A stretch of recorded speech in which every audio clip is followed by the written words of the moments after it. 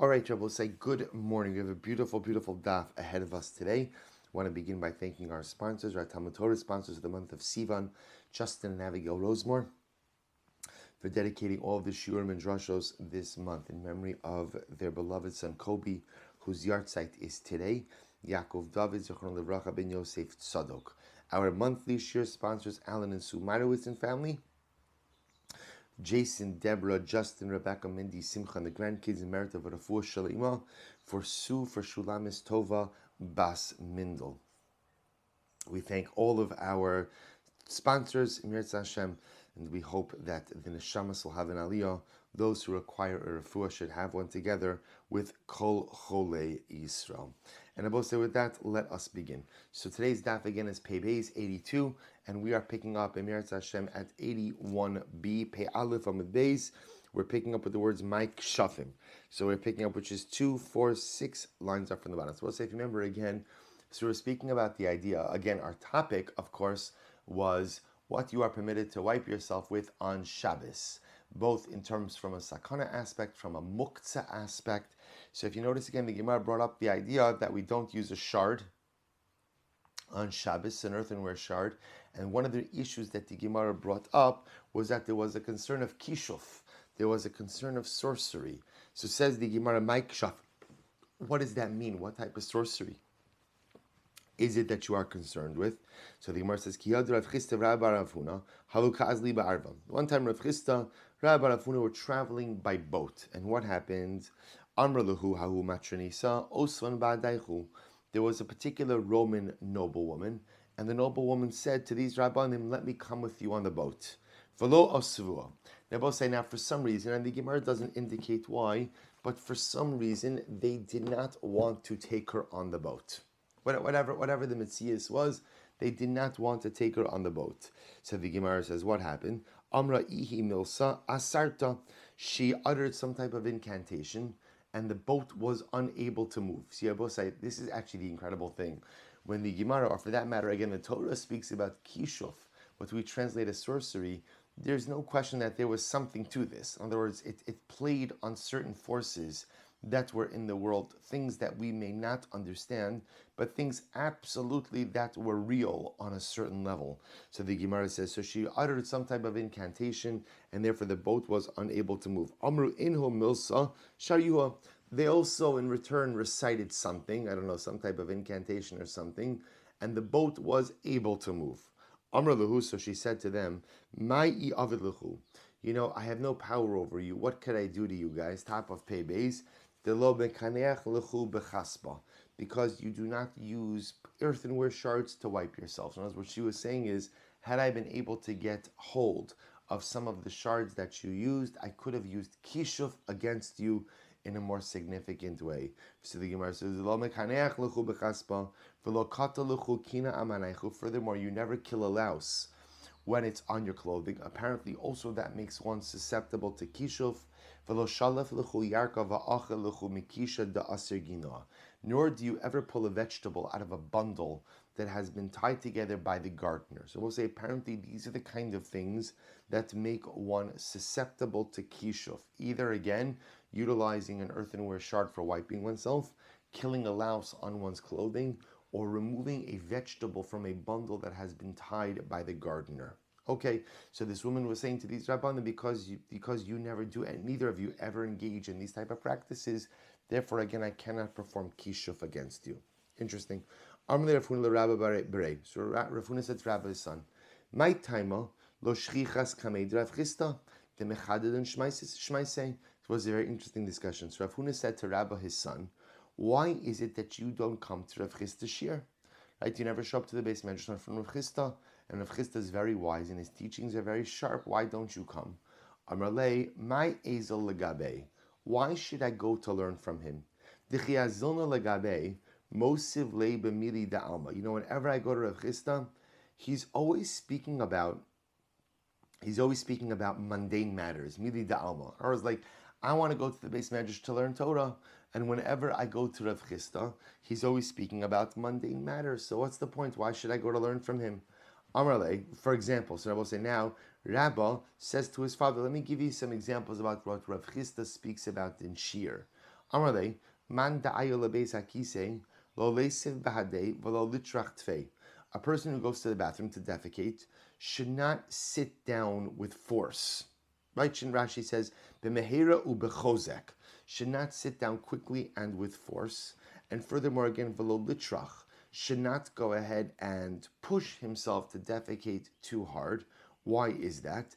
The Gemara says, the high karkashta atlas shini yosef. We'll say karkashta literally is the rectum, because the rectum is situated, we'll say the way this literally translates is on three teeth. Dilma mishtamta shini de karkashta va'asile de sakana. So apparently what Rav Chisda was saying was, as important as it is to relieve oneself, but at the end of the day, if you do so with too much force, too suddenly, or push yourself too much, it has the ability to create some level of rectal harm. A rectal harm, that's what Rav Chisda was talking about.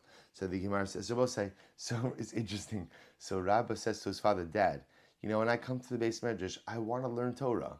And Rav Chisda speaking about, injuring your rectum. This is not why I'm coming to Shir, right? I'm sure many of you felt this way over the last day or so, right? So at the end of the day, right? So I'm coming to learn Torah. So why is it that this? So listen to what his father responds. So Amarlei ha'u asik b'chayi dibriyasa ve'at amrit mili da'alma. Rav Chisda is literally giving you important lessons for life, right? He's giving you core health lessons, and you just think that these are mundane matters. Kol shekein zil lagabe. All the more so, you must make sure to get to Shir. Good. Hayu the fun of tzura v'charas. We'll say first wide line pei beis amud aleph. If let's say in front of a person there was a stone and an earthenware shard, so a person defecated, he has to wipe himself, and in front of him he has a choice of the tzror or the cheres, right? Of a stone, right? Of a stone. Tzror literally means a stone, a pebble, but a stone or an earthenware shard. What should he use? So Rav Huna Amar, Mekaneach b'tzror ve'im mekaneach b'cheres. So Rav Huna said he should go ahead and utilize the tzror, but he shouldn't use the cheres. Better to use the stone and not the cheres. Rav Chisda Amar mekaneach b'cheres ve'im mekaneach b'tzror. Rav Chisda on the other hand says no, better to use the earthenware shard and not the stone. Now, both say, now what are they arguing about? If you look at Rashi says over here, Mekanech b'tzura b'Shabbos, afa pidala bartiltuhu ba'alma ve'ino mekanech b'char. So the first opinion says, better to use the stone and not to use the earthenware shard. Now, what's wrong with the earthenware shard? The earthenware shard, as the Gemara already said before, poses a sakana, poses a danger.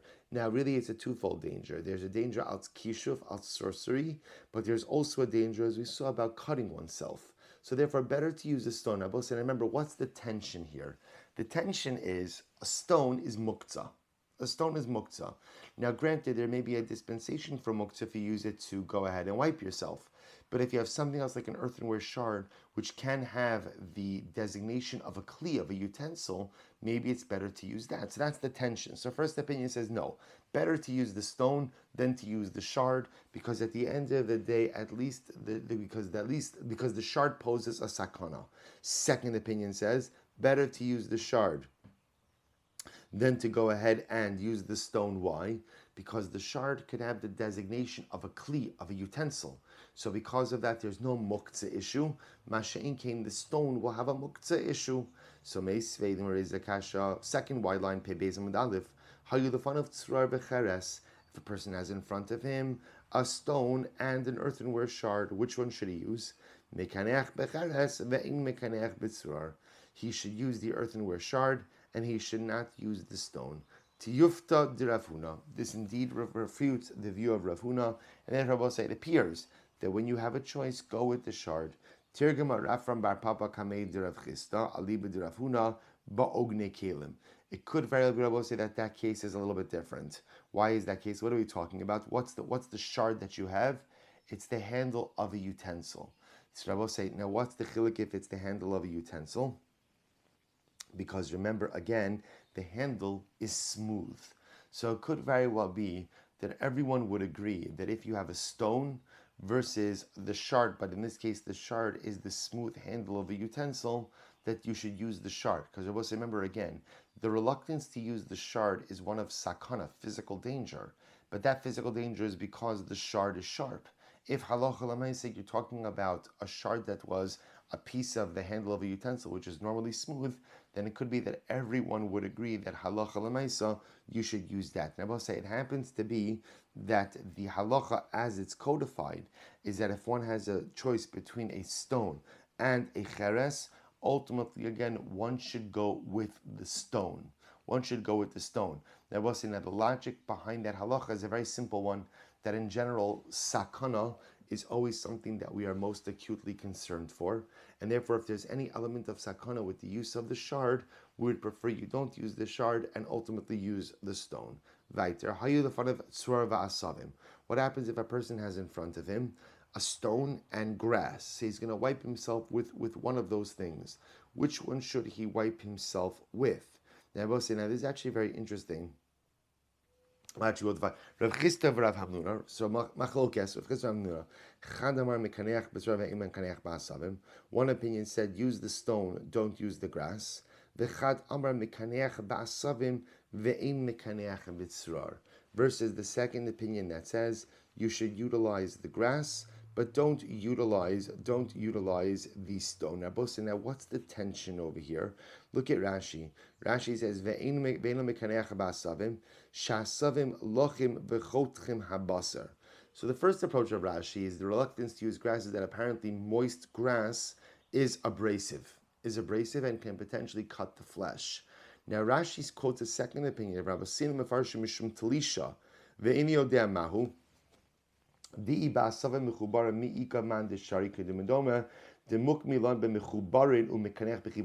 we're going to see the way Rashi chooses to interpret this Gemara is that halacha l'maaseh, when the Gemara discusses about using grass to wipe oneself, the case that we're actually dealing with over here is the grass is going to remain attached to the ground, and one's going to wipe oneself with that. I guess it's like long grass. And you'll go ahead and utilize the long grass as the toilet paper. So the machlokes over here is it better to use the stone or is it better to use long grass? So one opinion says better to go ahead and use the stone. Don't use the grass. And I will say the logic behind that would be that what? That ultimately, again, we don't want you using grass because we're concerned that halacha l'maaseh, if you use the grass, you may come to uproot it, which could be an Isser Darais. Remember again, the stone at most is an Isser D'Rabbanan of Muktzah, at most. But the uprooting of the grass could potentially even become an Isser Daraisa. So the Gemara says, therefore, machlokes. So meisveh mekaneach bedavar sha or shaletes boshina vatachtonos noshros. But we learned also Rabbi say that what? That halacha l'maaseh, if you go ahead and you wipe yourself with something that is flammable, so that is unhealthy. Literally again, that it means shinav hatachtonos also refers to those teeth, which again, that's how the Gemara describes the anatomy of the rectum. That the rectum itself is held in place by these teeth, which again are muscles. So the Gemara says that if a person goes in and wipes themselves with something that is flammable, so ultimately again it causes damage to the muscles. Lo kasha. So we'll say if that's the case, then how could grass even ever be an option? Lo kasha habalach and habiyavation. We'll say that's talking about wet grass versus dried grass. So apparently again, dried grass, which will be flammable, you shouldn't use. Wet grass, which is not flammable, one can use. Okay, so we'll say, so the Gemara says, so just so you know, the way the halacha seems to indicate with this one as well, is that if there's a choice between the use of attached grass or stones, ultimately again you go with stones, which is logical, because the stones is an Isser Muktzah. As you saw in yesterday's daf, the rabbis lifted the prohibition of Muktzah for Kavod Abrios, versus the use of attached grass, ultimately again could potentially lead to an Isser Da'oraisa. So therefore again, when given the choice, go with the stone. So the Gemara goes weiter. If one needs to relieve oneself and one does not do so, Rav Chisda v'Ravina chad amar ruach ra shaletes bo. Rav Chisda and Ravina, one of them says ruach ra. Now we'll say ruach ra in this case means bad breath. Which is interesting. Rashi understands over here that having to relieve oneself and not doing so, it's really talking about defecation, and one not doing so causes bad breath. It's actually interesting. I guess the Gemara understood that keeping waste inside of your body creates an odor that ultimately comes out through the mouth. V'chad amar Reach zua mosholetes. But the second opinion says it's not bad breath, but rather perspiration. A person begins to perspire if they do not relieve themselves. Tanya command ruach zua mosholetes bo. So according, there's an brace that supports the opinion that says that a person perspires. So the Gemara says, if a person needs to relieve themselves, but they eat. So we'll say, so instead of taking care of one's needs, a person eats. What's the halacha? They are like an oven. They are like an oven that has been reheated with its afer, with the ashes of its previous coals inside. So we'll say, so everyone knows that when you fire up an oven, if you really want the fire to burn well, you have to clear out the previous ashes and relight it. If halacha l'maisa, you go ahead and ignite the oven with the old ash in there, that really prevents the heat of the oven from really taking hold. So the Gemara says over here, if you eat and you have to relieve yourself, essentially, again, the act of eating doesn't really have a beneficial impact on the body. So the Gemara says, and this is the beginning of full body perspiration. What happens if one has to relieve oneself, but one can't do so? So a person knows that he has to defecate, but for some reason he's having difficulty doing so. What should he do? So we'll say, Amar Rav Chisda, Ya'amod v'yeshev, Ya'amod v'yeshev. Sit up, right? Stand up, sit down, stand up, sit down. In other words, I will say essentially keep squatting, right? Keep going ahead and going from a standing to a squatting position. And gravity will do its own work. Rav Chanan min Arda Amar Yistalik Litzadin. So Rav Chanan min Arda said literally again he should go to the corners. Now Rashi says Kishabadak Atzmo Bezaves Zu Yistalik Lezaves Achar Yivdok. Same basic idea. If you try to defecate in this corner, go try to defecate in that corner. So the idea is try to relieve yourself in multiple places. So the Gemara says, Rav Hamnuna Amar Yimashmish B'tzra Ba'osamakom. So Rav Hamnuna says you could take a stone and you could manipulate the opening, right, a little bit to hopefully allow for defecation. For Rabbanan Amri Yasiach Daitus. Well, this is very interesting. The Rabbanan say what this literally sounds like. Rabbanan says, Rabbanan say, just stop thinking about it.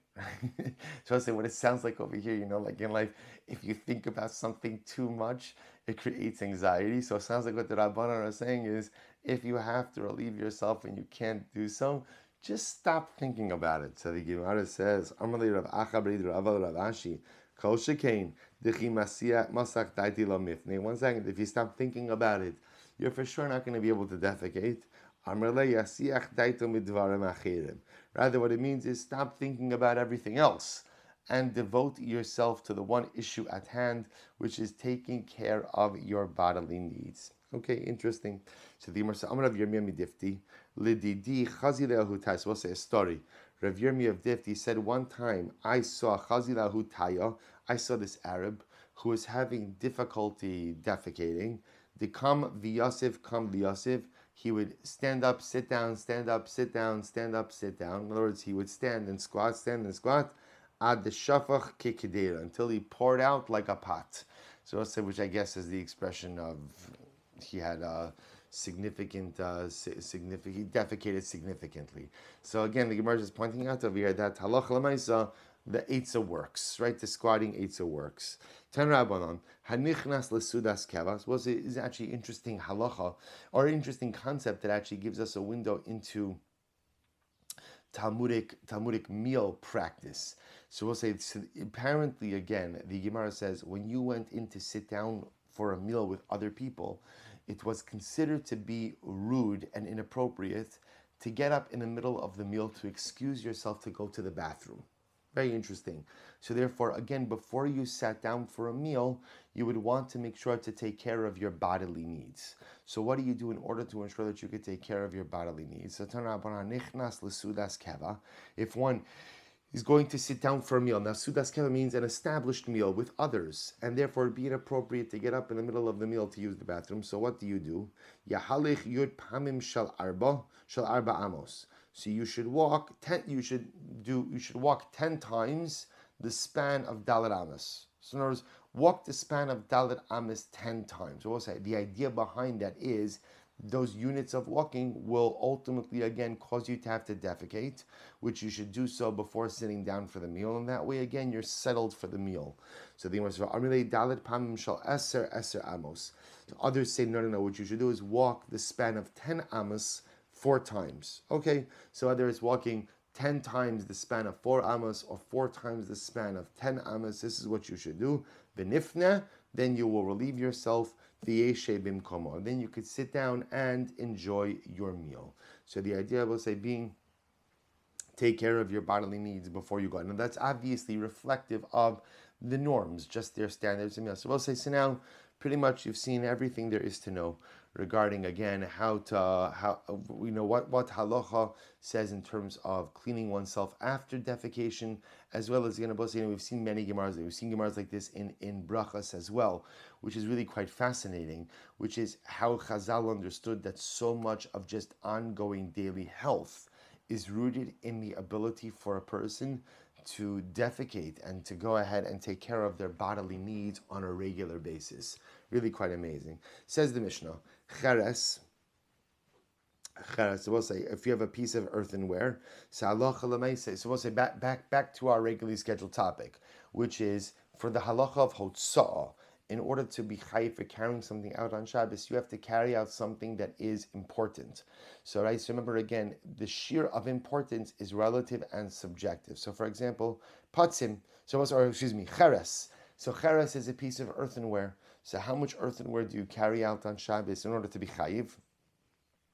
Kedei bein patzim lechavera. So, both say, so this is if you were stacking wood, so you would not want to stack a large number of pieces of wood one on top of the other, because the concern is that because of the weight, the wood may warp.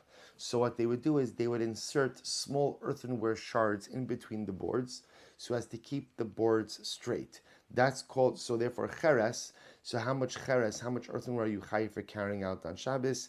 The amount necessary to put between the boards. Ben patzim lechaver. Div Rabbi Yehuda. Rabbi Meir omer kedei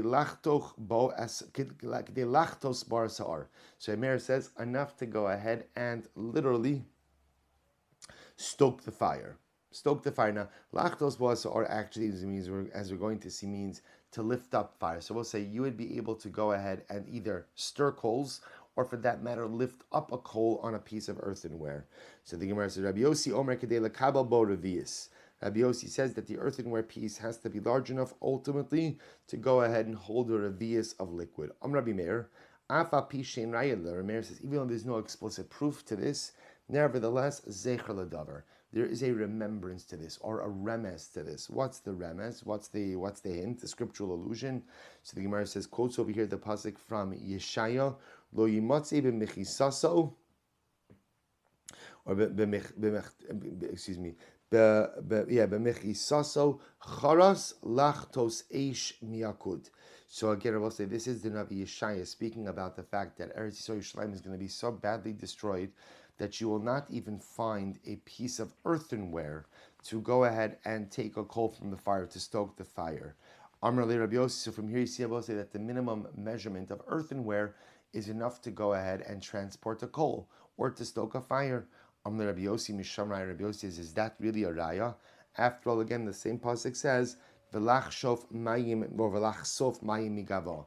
That ultimately, again, you won't even find enough earthenware to draw water. So that same pasuk, I will say, also makes reference to the fact that maybe the minimum shear for earthenware may be enough ultimately to go ahead and draw water. So therefore, the pasuk may not be so conclusive.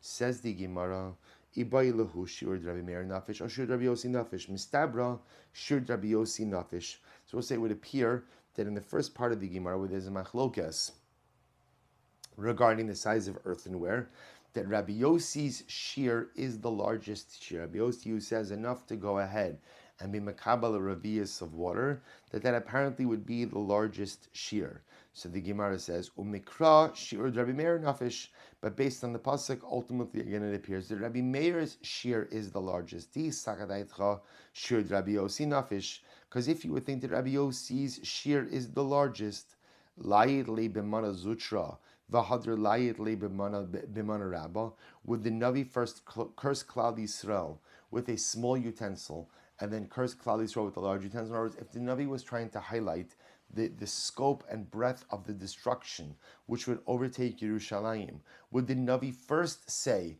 not only will you not have a small utensil, but you also won't have a large utensil? That doesn't make sense. Meaning the way the pasuk would read is, not only will you not have this larger utensil, but you won't even have a smaller utensil. So the Gemara says, Amar Abaye, Masnisinami lachtos eshmi kide gedol. Abaye says that the Mishnah could also be referring to ultimately going ahead and taking a small fire from a larger fire. Okay, so I will say, so the idea over here is it's not immediately clear whose shear in the Mishnah is the larger one, whose shear in the Mishnah is the small, because even the pasuk itself may not be so descriptive. Rabbi Yossi Misham Raya. So the Gemara says, remember, Rabbi Yossi kind of shoots back to Rabbi Meir, and he says, is the pasuk really a raya that the shear, that the amount for cheres, for earthenware, is the enough to go ahead and scoop up a coal or to stoke the fire? After all, again, the same pasuk says that you won't even have enough earthenware to go ahead and scoop up water. To which the Gemara says, Shapi Kamar Rabbi Yossi Rabbi Meir. Rabbi Yossi is saying good to Rabbi Meir. He's retorting well. Rabbi Meir, Lomi Bai Kamar. Rabbi Meir is saying the pasuk Lomi Bai. What does that mean? Lomi Bai Midi de Chashav Le'inishtal L'Shtachichle. What the Navi was saying was as follows. Not only, or it goes without saying, that when Yerushalayim is destroyed, not only will you not find a utensil that is considered to be important to the general populace, Ella, rather, I will say, unfortunately, the destruction will be so pronounced and so profound that not only will you not find a significant utensil that is whole, but you won't even find an insignificant utensil that is whole in all of Yerushalayim. Good. We'll say, Hadran Allah Chamotz Yain Mazel Tov. Mazel Tov. And we'll say, with that, let us begin. So, brand new pair.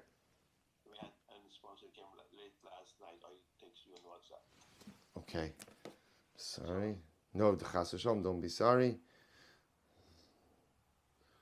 See. Here we'll say a thank you to Reb Chaim Rebenstein for dedicating the shir this morning in memory of Baruch Naftali ben Achaver Moshe. We thank the Rebenstein Mishpacha for the Daf during Sir sponsorship, and ultimately, again, we hope that the Neshama has an Aliyah.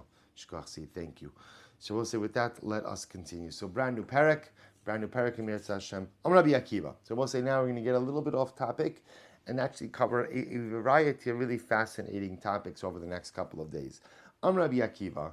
Minayin la'avodah zara shemetame b'masa. Rabbi Akiva says, how do we know that avodah zara conveys tumah? Through carrying. So we'll say this is actually very interesting. So remember again, what this means is as follows: that if you carry avodah zara without even touching it. So we'll say, let's say, imagine for a moment you're holding a pile of towels, right? And on top of the pile of towels is an idol, is avodah zara. So how do I know that halacha l'maisa, that avodah zara conveys tumah even through masa? So let's remember again, masa could occur without maga. Maga means touching something. Masa is I'm carrying the object, so I'm carrying its weight, but halacha l'maisa, I'm not even touching it. So how do I know that avodah zara could convey tumah through masa? The Gemara says kinida, because avodah zara is compared to nida, shene'emar, because he quotes over here the pasuk from Yeshaya, Tizreim, Tizreim kimo dava tsei tomarlo. Literally, again, scatter it like a dava, like a nida, tell it to go out. So we'll say the idea being over here that the pasuk compares avodah zara to nida, which teaches us something very important. Ma nida metame b'masa, just like nida conveys tumah through masa. So we'll say it's meaning, technically speaking, if a person were to carry a nida, even if he's not touching her, she conveys tumas nida to him. So to avodah zara, af avodah zara metame b'masa. So to avodah zara conveys tumah b'masa as well. Good.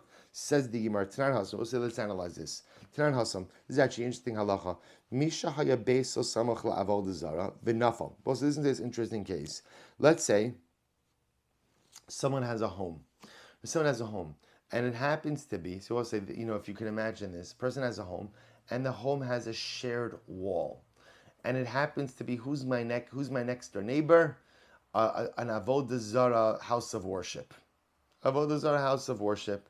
Again, now I will say, to be clear, that happened after I moved in, right? I moved in, was minding my own business, and then ultimately, again, my Avodah Zarah neighbors move in afterwards. So I will say, now watch this. Now what happens? Our shared wall falls down. Our shared wall falls down. So we'll say, what's the halacha? So the Gemara says, Asr livnoso. Now the problem is, I cannot rebuild that shared wall. Why can't I rebuild that shared wall? Because if I do so, I am ultimately benefiting Avodah Zarah. Rashi says, Asr livnoso, the kamahani la Avodah Zarah. If I rebuild that shared wall, then I am benefiting Avodah Zarah. So what should I do? Rather, Ketzad Yaseh, Kones l'soch shelo dalet ames ubona. Essentially, what you have to do is you have to move your wall in dalet ames from the edge of your property. Dalet ames, you have to move in. That way, by moving it in dalet ames into your property, you ensure that what? You ensure that the house of Avodah Zarah gets no benefit from your wall. Amid base, Haya Shalom V'Shal Avodah Zarah. I will say this is actually very interesting. What happens if the place upon which the wall was situated? So in other words, remember, a wall has thickness. So the thickness of the wall sat on shared property. So half of the wall sits on my property, half of the wall sits on the Avodah Zarah property. What's talacha? Nidon mechza al mechza. So we'll say, so again, literally, what does that mean? Look at Rashi. Nidon mechza al mechza. Rashi says, second line from the top on Pei Beis 82b. Hamechza shelo nechsheves ba'arba amos shel k'nisa. Lefi shechayvu lechacham l'harchiko mishal. So we'll say, so what do I do? Essentially, we'll say the halacha is always the same. I have to bet, when I rebuild that wall, I have to pull it dalit amis into my rishus. Now, the reason I have to pull it dalit amis into my rishus is in order to avoid any possibility of Avodah Zarah benefiting from what it is that I am building. So we'll say, so therefore, again, if the wall was built 50% on my property, 50% on the neighbor's property, I have to pull it in 4 amas from the edge of my 50%. So you're always pulling in the new wall dalit amas from the edge of your property. Avonov, ve'itzav, va'farov. We'll say, so when the wall falls down, obviously there's debris, right? So there are stones, and there's wood, and there's dust or dirt. So we'll say, so what's the halacha? Metanim kisheretz. Everything, all of the remnants of the wall, ultimately, again, convey tuma like a sheretz. Now, we'll say, now this is very important. Sheretz, remember, again, are creepy, crawly things. How do you contract tumas sheretz? Only through maga, only through touching. So what it's saying now is that when the wall falls down and there's debris, the debris also has the status still of like a remnant of Avodah Zarah, but it only conveys tumas maga, only tuma through contact like a sheretz. Shenemar shasek tishak tzenu. Because you also remember again when speaking about Avodah Zarah, so the Torah uses lashon of shakes to shaktzenu, literally again make it like something disgusting or abominable to you. So you see that when the Torah speaks about Avodah Zarah, use lashon of sheketz, of creepy crawly things, which tells me that again the remnants of the wall have tumas sheretz. Rabbi Akiva or Kinida. Rabbi Akiva says no. He argues and he says in fact the stones, the wood, and the dirt of the wall have the status of like tumas nida. Shene'emar tizreim kimodava. Manida metame b'masa, af avodah zarah metame b'masa. And we'll say, what does it mean when we equate avodah zarah to nida? That just like nida conveys tumah b'masa through carrying, even without direct contact, so too again avodah zarah will convey tumas masa as well. Therefore, Rabbi Akiva says that when the wall falls down and you have the debris, that debris conveys tumas masa. So we'll say fundamental machlokes between Rabbi Akiva and the Tanakama. Tanakama is saying that the debris of the wall conveys tumas sheretz, which is tumas maga. Rabbi Akiva says it conveys tumas nida, tumas masa. They will say, what's their machlokes? It's a very simple machlokes. They are two different psukim, and one pasuk seems to compare Avodah Zarah ultimately again to tumas sheretz, and one pasuk compares Avodah Zarah to tumas nida. So the Gemara says, Amar Rabba Tizreim. Right? Tizreim Damakra. So Rabbah says, when the pasuk says, the pasuk in Yeshaya, that we quote when it comes to Avodah Zarah, Tizreim, scatter it away. What does that mean? Damakra. Nachrinho minach kizar. Make Avodah Zarah, cut Avodah Zarah off from you like a stranger. Say Tomarlo. Tell Avodah Zarah to leave your life. So we'll say the idea being that here Rabbah understands that the pasuk is saying not only is one not permitted to worship Avodah Zarah, but what? But halacha l'maisa, one must create some significant distance between themselves and anything idolatrous. So the Gemara says, "Va'amar Rabbah b'masa d'kuli amalo pligi d'mitama." So we'll say now let's circle back. So we'll say so. Therefore, what we have over here is as follows. On one hand, we have a Mishnah that indicates to us, like Rabbi Akiva, namely that halacha l'maisa, because that's what was quoted in the Mishnah. Right, Rabbi Akiva says that Avodah Zarah has the status of Tumas Nida. Now, we'll say when we say with status Tumas Nida, it's not that Avodah Zarah has anything to do with Nida. It's that just as Nida conveys Tumas Masa, right, a Tuma even through carrying without contact, so to Avodah Zarah will convey Tumas Masa. The Gemara just illustrates this really with the case of where the shared wall falls down. So the Gemara, so Rabbi Akiva says, the remnants, the debris of the wall conveys Tumas Masa. So if you carry the stones, you carry the wood, you carry the dirt from that wall, it conveys Tumas Masa. The Tanakama, the Rabbanan hold a little bit differently. They hold it only conveys Tumas Maga, just like a sheretz. They both say, what's the machlokes? Again, it's a machlokes and psukim. One pasuk compares Avodah Zarah ultimately again to Nida, Dava. The other pasuk compares Avodah Zarah to sheretz. So just the machlokes. Now let's go back. V'amar Rabbah. Rabbah says everyone agrees that Avodah Zarah conveys Tumas Masa. Everyone agrees. Why? Because we'll say at the end of the day, it's compared to Nida, right? That's a pasuk. The pasuk compares Avodah Zarah to Nida. Just like Nida conveys Tumas Masa, so too ultimately again, Avodah Zarah conveys Tumas Masa. So keep Ligida will say, where is there a machlokes? Be'even Mesama. So this is very interesting. We'll say, we actually had this before. Even Mesama, if you look at Rashi, Even Mesama, Even Shesamu Agabi Yisedos, the Kelim Tachta, Kidichsiv, the Hises Even. So essentially, simply put, Even Mesama is a stone, if you could imagine, that is perched on a stand. So the stone itself is on a stand, right? So there's something suspending the stone. And then imagine for a moment something or someone tameh goes on top of the stone. So just to illustrate this, let's say someone tameh goes on top of the stone, and because the stone is on top of on top of supports, someone else walks under the stone. So Even Mesama is a concept in halacha that says that if the stone is suspending something that is tameh, and someone else walks under that stone, the person who walks under the stone is viewed as holding the stone.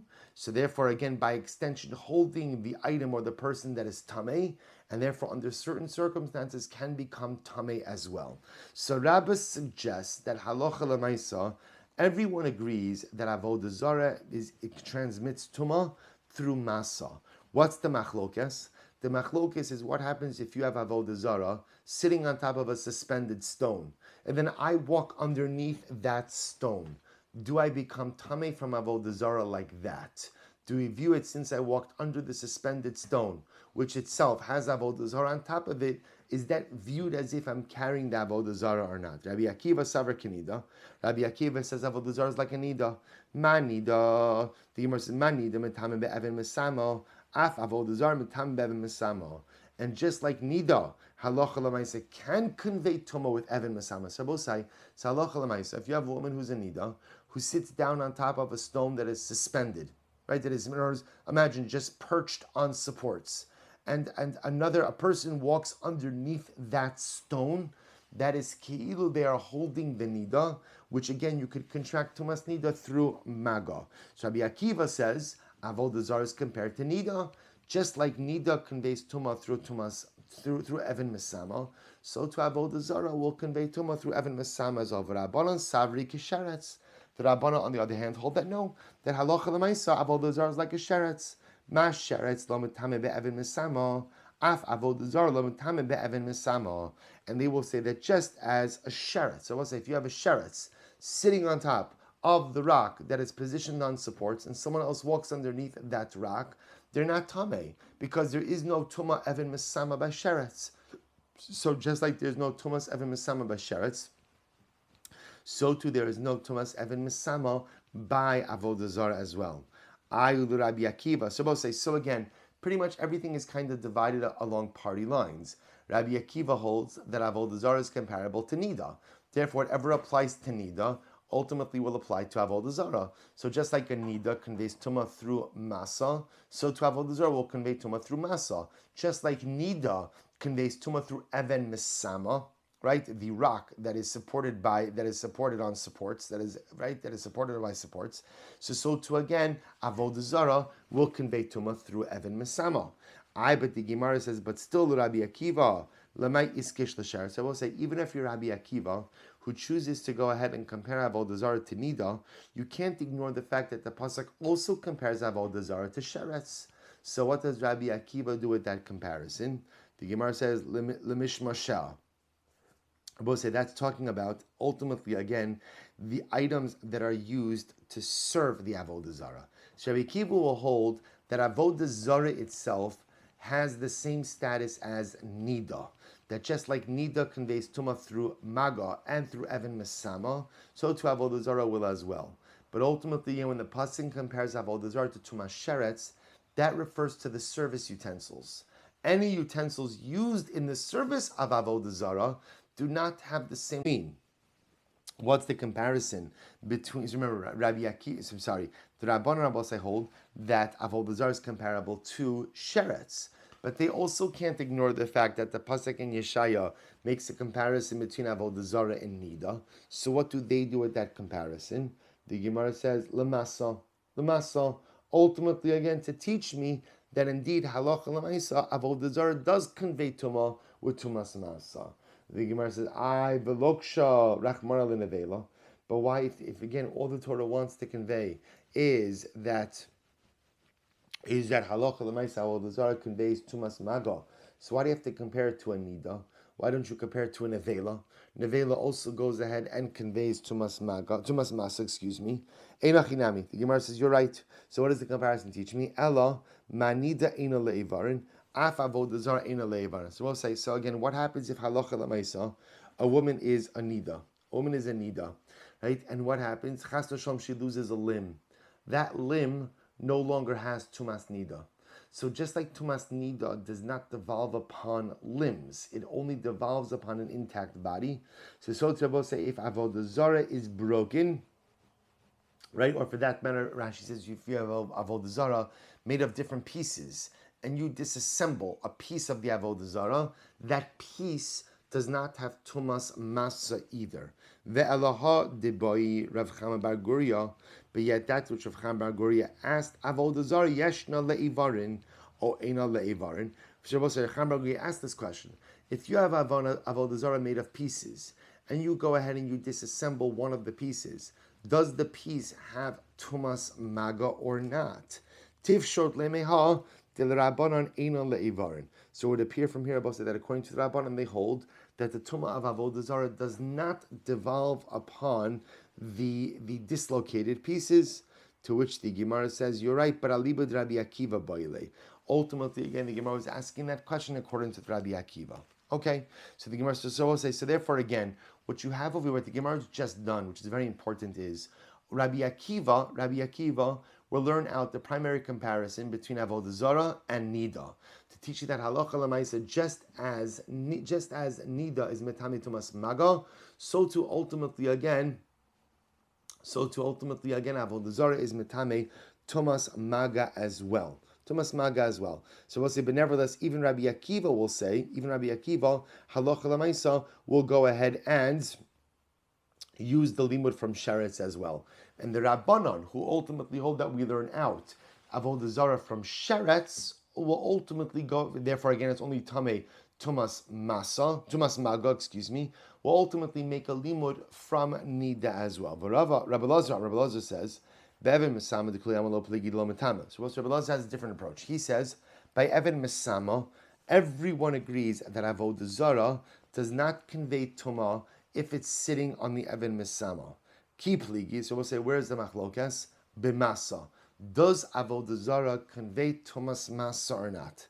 Rabbi Akiva savar kinida. So Rabbi Akiva holds that avodah zarah is like a nida.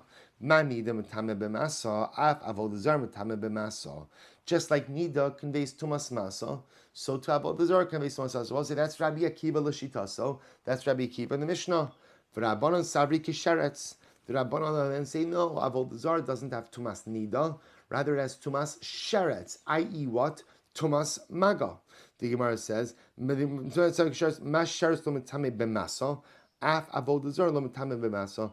Just as sheretz does not convey tumas masa, so to avodah zarah does not convey tumas masa. Okay, but Rabbi Akiva lemay hilchosa iskash l'sheretz. So we'll say ultimately, again, according to Rabbi Akiva, so what's the nature of the comparison between avodah zarah and sheretz? Lemishmashal. So Rabbi Akiva used that to teach me that although avodah zarah itself is comparable to a nida, and therefore just as nida ultimately becomes tamei tumas masa, so the comparison between sheretz is not vis-a-vis avodah zarah, but rather towards the service utensils. That the service utensils of avodah zarah only become tamei like tumas sheretz. And according to the Rabbanon, who hold that ultimately primarily sheretz is compared to, avodah zarah is compared to sheretz. But what do they do with the comparison to nida? Manida ina leivarim, af avodah zarah ina leivarim. They will say that halacha lemaisa, just as tumas nida does not devolve upon severed limbs, so to halacha lemaisa, if you have an avodah zarah that's made of different parts, and you take off one of the parts, the part does not have tumas avodah zarah. So I will say we'll stop over here for today. Again, we are not finished with this machlokes, but again, the important takeaway for this is as follows. Fundamental machlokes about the nature of tumah of avodah zarah. Rabbi Akiva is saying it has the equivalent of tumas nida, just as nida conveys tumas maga, so to avodah zarah conveys tumas maga. The Rabbanan holding that no, avodah zarah is primarily compared to sheretz, just as sheretz conveys, I said tumas maga, tumas masa. Rabbi Akiva holds that avodah zarah is like nida. Just like nida conveys tumas maga, so to avodah zarah conveys tumas maga. The Rabbanan, the primary comparison is between avodah zarah and sheretz. Just as sheretz goes ahead and conveys tumas maga, so too again avodah zarah will convey tumas maga. But both Rabbi Akiva and the Rabbanan utilize the other limud for something, right? Rabbi Akiva will say, tumas sheretz teaches me that the service utensils for avodah zarah become tamei with tumas sheretz, and the Rabbanan will say that nida teaches me that just like tumas nida does not devolve upon severed limbs, so too again the tumah of avodah zarah will not devolve upon a severed piece of the avodah zarah as well. So we'll say we will continue with this machlokes tomorrow, and in Mirat Hashem we will see the halacha lemaisa by it as well. We'll say shkoyach, wishing everyone a wonderful and beautiful rest of the day. Shkoyach.